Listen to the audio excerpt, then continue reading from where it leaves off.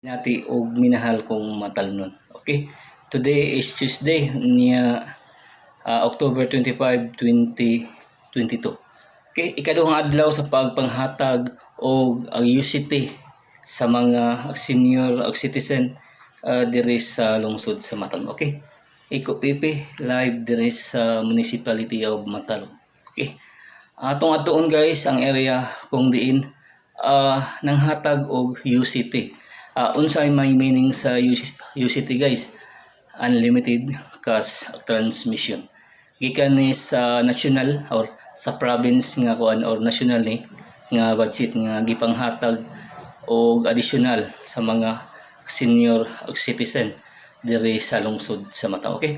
Atong bisatahon or himamaton ang mga senior nga midawat og kanang ATM. Ila pa ning i-register guys ang ATM niya dayon usa pa makuha ang kuan.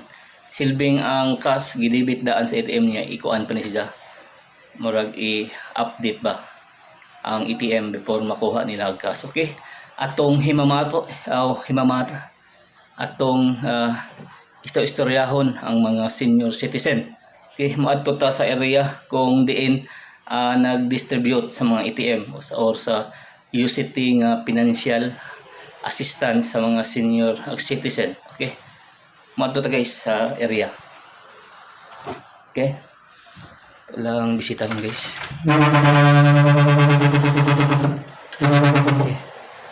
Okay guys, ang atuang moadto ta kung unsa na kahimtang sa pagpanghatag og mga UCT unlimited cash transmission nga gikan sa national budget ni guys. Ang nagkuan na ni ang province. Okay. Ta guys. Moto ta. Mao ni balita sa lungsod sa Matalom karong Tuesday. Okay. Tong bisitahon guys.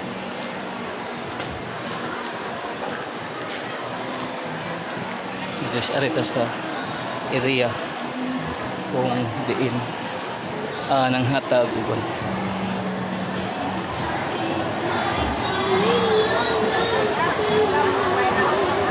Okay, ano guys ang pagpanghatag uban.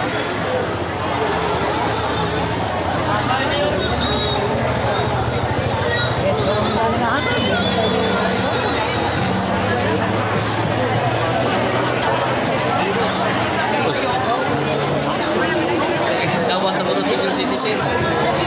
Asa mo nga barangay nay? Asa mo nga barangay? Asa mo barangay? Okay, nakadawat na mo apa? Okay. Kita ang piso. Okay, mo na barangay apa mo? Kita ada mo. Dere, nakadawat. Okay, mo ni. Aw daghang barangay ron nga kuan? Tapos, okay. Okay, mauni kahimtang sa pagpanghatag o UCT sa mga senior citizen diri na. Okay, mauni guys. Okay, mauni kahimtang diri. Okay. Good luck. Ako mang hinaot nga magmalipayon ang pagdawat sa UCT sa mga senior citizen diri sa lungsod.